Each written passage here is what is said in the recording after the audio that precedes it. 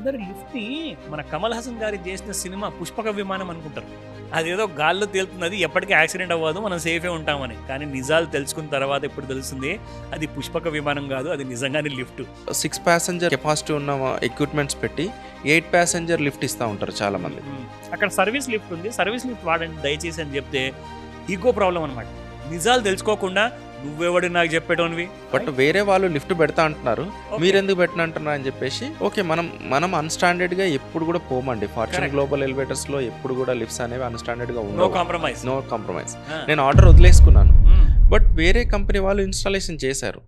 చాలా important video ఇది, అందరూ కూడా జాగ్రత్తగా చూడండి. ఎందుకంటే మన జీవితంతో ఎవరైతే నిజంగా ఒక జోక్ లాంటిది ఆట ఆడుతున్నారు కదా, చాలామంది అపార్ట్మెంట్స్లో ప్రతిసారి లిఫ్ట్ ఇన్స్టాలేషన్ కానివ్వండి, లిఫ్ట్ మెయింటెనెన్స్ కానివ్వండి, దాన్ని చాలా ఈజీగా తీసుకుంటున్నారు. నిజంగా నేను అంటున్నాను, అసలు నన్ను అడిగితే లిఫ్ట్ గురించి తెలుసుకోవాల్సిన విషయాలు ఎండ్ యూజర్కి చాలా ఇంపార్టెంట్. అండ్ తెలియని నిజాలు ఏవైతే ఉంటాయో లిఫ్ట్ ఇన్స్టాల్ చేసే ముందు ప్రతి కంపెనీ వారు ఆ కస్టమర్కి తెలియజేయాలి. అందులో నుంచి మొదటి ప్రశ్న అడుగుతున్నాను, టైప్స్ ఆఫ్ ఎలివేటర్స్. ఇప్పుడు మీ బిల్డింగ్లో ఎలాంటి ఎలివేటర్ ఇన్స్టాల్ చేయాలి, మోడిఫికేషన్ ఏమైనా ఉంటే ఎలా చేయాలి, దానికి ఎంత అవసరం ఉంది అన్న విషయము మనం ఈ రోజున మన దగ్గర ఉన్న expert and Suman TV builder awardee అనమాట, అవార్డ్ రెసిపియంట్ వీరు. The best kind of a fortune global elevator కేటగిరీలో, ఆ kind of a best elevator కేటగిరీలో సార్కి అవార్డు కూడా వచ్చాము. సో ఇలాంటి కైండ్ ఆఫ్ క్వాలిటీ విషయాల్లో మనం ఎలాంటి కైండ్ ఆఫ్ జాగ్రత్తలు వహించాలి, కొనే ముందే, కొన్న తర్వాత అంటే మళ్ళీ అవన్నిటికీ చాలా టైం పడుతుంది కాబట్టి కొనే ముందే ఎలాంటి కైండ్ ఆఫ్ జాగ్రత్తలు తీసుకోవాలి, ఆ ప్రశ్నలు అడుగుతున్నాను. Sir, first of all welcome to Suman TV. Thank you very much. మీరు ఇవాళ సమయం తీసుకొని మరి ఇవాళ మా కోసం వచ్చారు మా స్టూడియోలో. మా ప్రేక్షకులకి ఈ హెల్ప్ చేద్దాము, ఈ నాలెడ్జ్ ఇద్దామని చెప్పే ఉద్దేశంతో ముఖ్యంగా. ఎందుకంటే టైప్స్ ఆఫ్ ఎలివేటర్ విషయంలోకి వస్తే చాలామందికి అసలు బేసిక్ ఇన్ఫర్మేషన్ కూడా లేదు, నాలెడ్జ్ అసలే లేదు. అఫ్కోర్స్ ఇప్పుడు మనము ఇంటర్నెట్ ప్రపంచంలో ఉన్నాం కాబట్టి, గూగుల్ ప్రపంచంలో ఉన్నాం కాబట్టి అందరూ ఎవరైనా ఎతికితే ఏదో ఒక ఇన్ఫర్మేషన్ దొరుకుతుంది. కానీ అది ఎంత రెలవెంట్ ఇన్ఫర్మేషన్ అన్న విషయం ఒక ప్రశ్న. సో ఇక్కడ కొన్ని ఇంపార్టెంట్ ప్రశ్నలో పాయింట్స్ ఉన్నాయి, అది మిమ్మల్ని అడుగుతాను. సో మా ప్రేక్షకులకు హెల్ప్ చేయండి ఆన్సర్ ఇచ్చి. So first of all MRL gearless అని చెప్పి ఎలివేటర్ గురించి రాసుందండి. అండ్ ఇది ఒక ఎనర్జీ ఎఫిషియెంట్ ఉంటుంది, కంపాక్ట్ ఉంటుంది, ఐడియల్ ఉంటుంది for modern kind of buildings.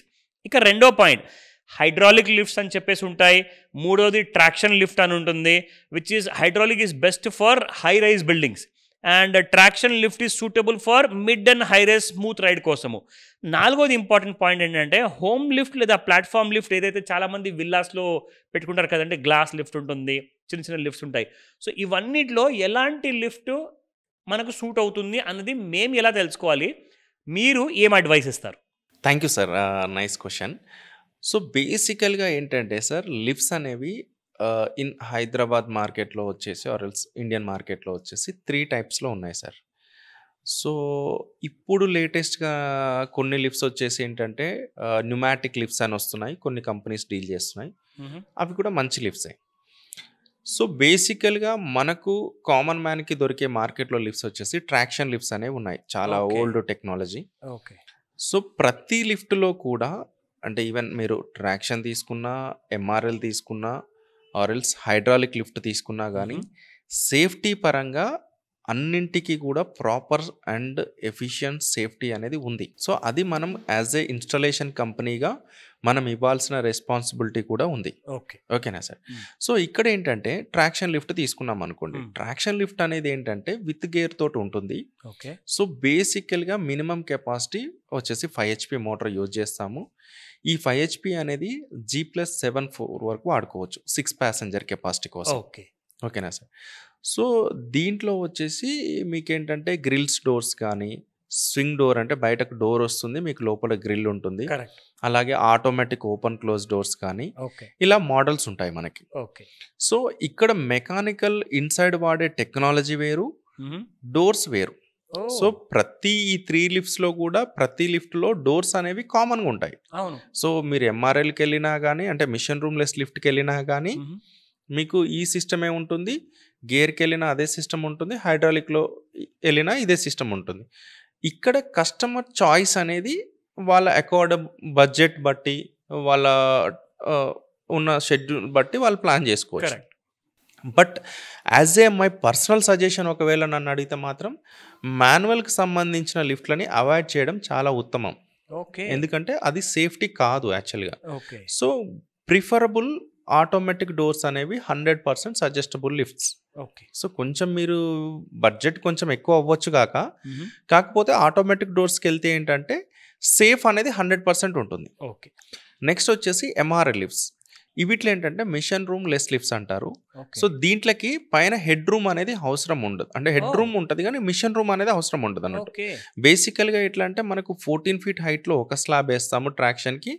అంటే ఈ 4 feet వచ్చే దాన్ని మనం హెడ్ రూమ్ అంటాము. దానిపైన మిషన్ పెట్టుకోవడానికి ఉండే రూమ్ని మిషన్ రూమ్ అంటారు అన్నట్టు. అవును. సో ఈ ఎంఆర్ఎల్ లిఫ్ట్లకి ఈ మిషన్ రూమ్ అనేది అవసరం ఉండదు.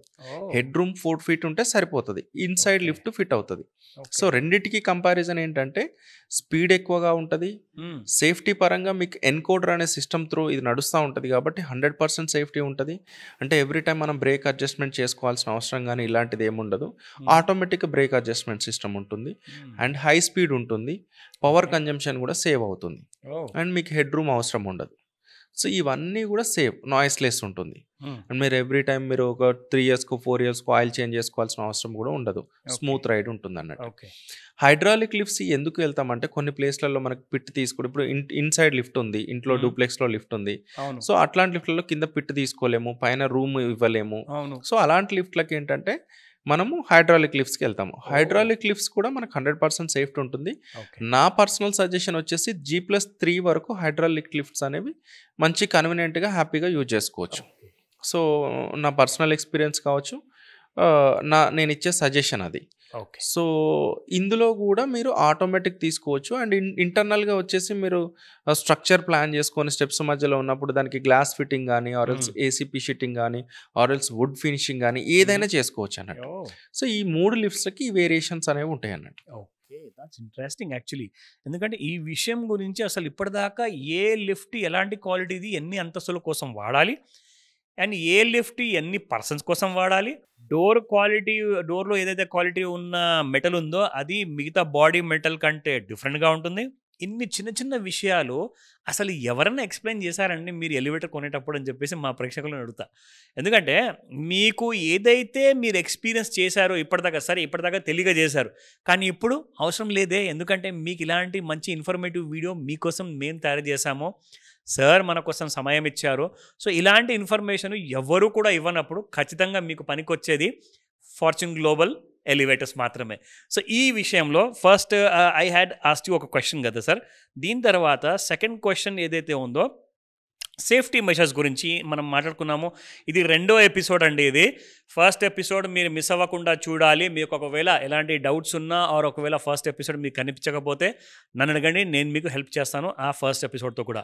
సో సేఫ్టీ ఫీచర్స్ విషయానికి వస్తే sir, automatic rescue device for power failure. రెండోది వచ్చేసి emergency alarm and intercom or phone system. మూడోది వచ్చేసి door safety sensors and overload protection, fire rated doors and manual lowering system. ఇవన్నీ మేము తెలుసుకోవాల్సిన అవసరం ఉందంటారా? Of course sir, 100%. Okay. So first thing ఏంటంటే లిఫ్ట్కి సంబంధించిన మనం డిస్కషన్ చేసినట్టు ఓవర్ స్పీడ్ గవర్నర్ అనేది చాలా ఇంపార్టెంట్. ఎస్. రెండోది వచ్చేసి మనకి టాప్ అండ్ గ్రౌండ్లో లిమిట్ స్విచెస్ అనేది చాలా ఇంపార్టెంట్. ఎందుకంటే మనం ఫ్లోర్ స్టాపింగ్ కోసం కానీ ఫ్లోర్ స్లోయింగ్ కోసం మాత్రం సెన్సార్స్ వాడతారు any branded company. Okay. Sensors ఎప్పుడైనా ఫెయిల్ అయినప్పుడు లిఫ్ట్ అనేది కింద ఫాలో అవ్వకుండా పైన అంటే స్లాబ్కి టచ్ అవ్వకుండా ఉండడం Okay. కోసం మనం సేఫ్టీ కోసం వాడే స్విచెస్ని లిమిట్ స్విచెస్ అంటారు అన్నట్టు. ఓకే.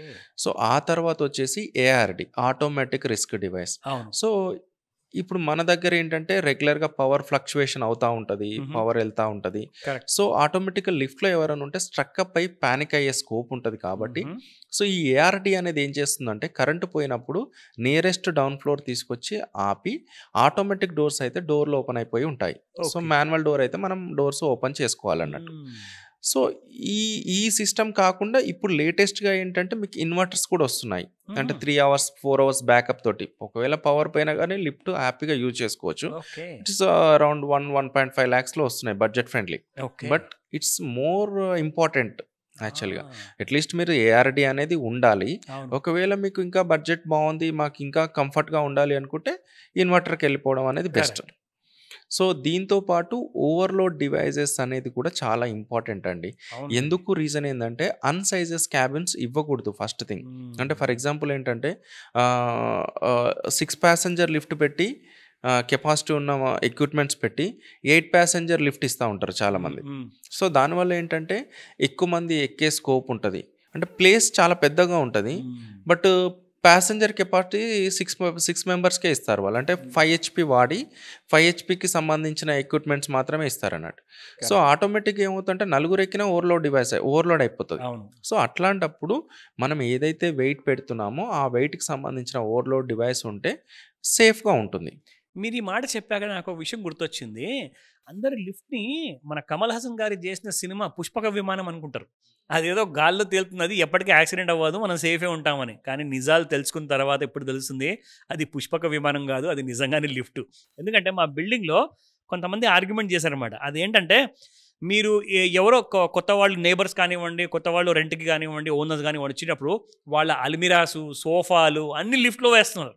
అంటే ఇది ప్యాసింజర్ లిఫ్ట్ అండి. ఇందులో మీరు వేయకూడదు. ఇది ఓవర్‌లోడ్ అయిపోతుంది. అక్కడ సర్వీస్ లిఫ్ట్ ఉంది. సర్వీస్ లిఫ్ట్ వాడండి దయచేసి అని చెప్తే ఈగో ప్రాబ్లమ్ అనమాట. నిజాలు తెలుసుకోకుండా నువ్వెవడు నాకు చెప్పేటోనివి? నా బిల్డింగ్ నా ఇష్టము, నా ఫ్లాట్ నా ఇష్టం. ఇలాంటి గొడవలు పడే బదులు అసలు నిజాలేంటో తెలుసుకుంటే బాగుంటుంది కదండి. నిజంగా మీరు చెప్పిన తర్వాత కనీసం ఈ టైంలో అన్నా దయచేసి ఎవరు కూడా మిస్అండర్స్టాండ్ చేసుకోకుండా ఈ వీడియో చూసాక అందరూ కూడా ఈ వీడియోను ఫార్వర్డ్ చేస్తారు. అండ్ సర్వీస్ లిఫ్ట్ ఇంపార్టెన్స్ ఏంటో, ప్యాసింజర్ లిఫ్ట్ ఇంపార్టెన్స్ ఏంటో అందరూ తెలుసుకుంటారు. యాహ్! సో, నాకు కూడా కొన్ని ఎక్స్‌పీరియన్స్ జరిగాయి సార్ ఓకే. యాక్చువల్‌గా. సో, యాక్చువల్‌గా ఇంటర్నేషనల్ సేఫ్టీ స్టాండర్డ్స్ ఏం చెప్తుందంటే హెడ్ రూమ్ అనేది కంపల్సరీగా 4 ఫీట్ హెడ్ రూమ్ ఎయ్యాలి. ఓకే. సో, నేను కొన్ని ప్లేస్‌కెళ్ళినప్పుడు ఏందంటే వాళ్ళు 10 ఫీట్ హైట్‌లో స్లాబ్ ఏసేసుకున్నారు. దానిపైన లిఫ్ట్ రూమ్ కట్టేసారు. ఆ, సో, వాళ్ళేమంటారంటే, "సార్ ఇలా ఇవ్వకూడదు. ఇలా లిఫ్ట్ ఇస్తే మీకొచ్చే ఫ్యూచర్‌లో ప్రాబ్లమ్స్ వస్తాయి. సేఫ్టీ కాదు" అని చెప్పినప్పుడు, హ్మ్. లేదంటే మాకు వాస్తు ప్రాబ్లము. మేము హైట్ ఎక్కువ ఇయ్యలేము. బట్ హైట్ వేరే వాళ్ళు లిఫ్ట్ పెడతా అంటున్నారు. ఓకే. మీరెందుకు పెట్టనంటున్నారు అని చెప్పేసి, ఓకే. మనం అన్‌స్టాండర్డ్‌గా ఎప్పుడు కూడా పోమండి. Fortune correct. గ్లోబల్ ఎలివేటర్స్‌లో ఎప్పుడు కూడా లిఫ్ట్స్ అనేవి అన్‌స్టాండర్డ్‌గా నో ఉండవు. కాంప్రమైజ్. No compromise. ఆ, నేను ఆర్డర్ వదిలేసుకున్నాను. హ్మ్. బట్ వేరే కంపెనీ వాళ్ళు ఇన్‌స్టాలేషన్ చేశారు. ఆ, సో, ఇక్కడేంటంటే రూల్స్ సెట్ ఆఫ్ అనేది ఎవరికైనా కామన్ అండి. కరెక్ట్. సో, అది ఎందుకు వద్దంటున్నారు అనేది అట్‌లీస్ట్ అండర్‌స్టాండ్ చేసుకోండి. అది యెస్. ఎందుకంటే లిఫ్ట్ అనేది పెట్టిన ఇన్‌స్టాలేషన్ చేసిన కంపెనీ వాడు వాడడు దాన్ని. కరెక్ట్. వాడు ఓన్లీ సర్వీస్ ఇస్తాడు. కరెక్ట్. బట్ మీరు వాడతారు లిఫ్ట్. సో, ఏదైనా ఎగ్జాక్ట్‌లీ. ప్రమాదం జరిగితే మీకు జరుగుతది కాబట్టి, మీరు ఒకవేళ ఎలాంటి ఏవైనా కాంప్లికేషన్స్ ఉన్నప్పుడు చెప్పినప్పుడు దయచేసి అర్థం చేసుకొని, దాని నుంచి బయటకి రావడానికి ఏది చేయాలో అవి చేయండి. ఇవాళ రేపు డాక్టర్‌లకే నేర్పించే పేషెంట్లు ఉన్నారు. సో, ఆ, ఎప్పుడు కూడా అన్‌స్టాండర్డ్‌కెళ్ళకండి. సో, వాస్తుకు సంబంధించి ఇంపార్టెంట్ ఉంది. హ్మ్. బట్ దానికి సంబంధించిన ఆల్టరేషన్స్ ఉన్నాయి. ఆ. లిఫ్ట్‌కి సంబంధించి ఆల్టరేషన్స్ లేవు. వాస్తుని కాంప్రమైజ్ చేయకుండా లైఫ్‌ని కాంప్రమైజ్ చేసుకుంటారు ఇక్కడ. చాలా great information sir. Thank you very much Srisailam గారు. ఈ రోజున మా వాళ్ళందరూ కూడా మా ప్రేక్షకులు నిజంగా అప్రిషియేట్ చేస్తారు ఈ వీడియో చూసిన తర్వాత. Thank you once again sir. Thank you so much sir. Thank you.